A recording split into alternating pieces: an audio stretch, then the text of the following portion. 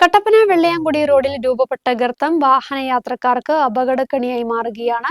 ഇതിനോടകം നിരവധി ഇരുചക്ര വാഹനയാത്രികരാണ് ഈ ഗർത്തത്തിൽ വീണ് അപകടത്തിൽപ്പെട്ടിട്ടുള്ളത്. കഴിഞ്ഞ ദിവസം 2 സ്ത്രീകൾ ഗർത്തത്തിൽ ഇരുചക്ര വാഹനം വീണ് ഉണ്ടായതാണ് ഏറ്റവും അവസാനത്തെ അപകടം. ഇവർക്ക് ഗുരുതരമായ പരിക്കുകളാണ് ഉണ്ടായത്.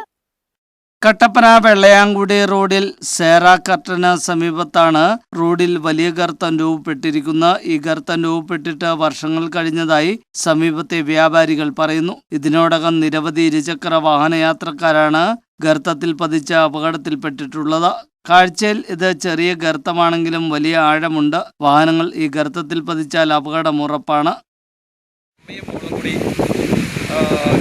ഒരു 6:45 ആയപ്പോഴത്തേക്ക് ഏകദേശം 6:45 ഒരു അമ്മയും മോളും കൂടി സ്കൂട്ടിക്ക് വരികയും ആ കുഴി കണ്ടില്ല, പെട്ടെന്ന് ബ്രേക്ക് പിടിച്ച് കുഴി ചാടി ആ സ്കൂട്ടറിൻ്റെ ടയർ പൊട്ടി അമ്മയും മോളും കൂടെ ഈ ഓപ്പോസിറ്റിലേക്ക് മറിയുകയാണ് ഉണ്ടായത്.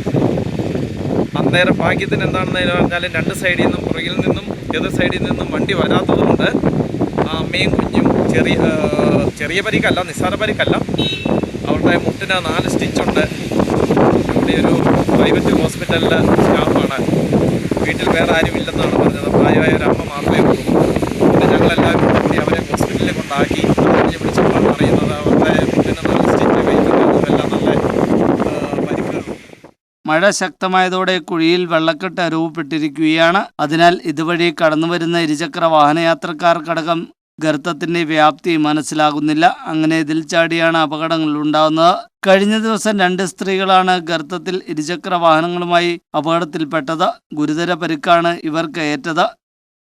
പ്രദേശത്തെ ആളുകൾ നിരവധി തവണ ഈ വിഷയം ബന്ധപ്പെട്ട അധികൃതർ മുന്നാകെ അറിയിച്ചിട്ടും യാതൊരുവിധ നടപടിയും ഇതുവരെ ഉണ്ടായിട്ടില്ലെന്ന് നാട്ടുകാർ പറയുന്നു.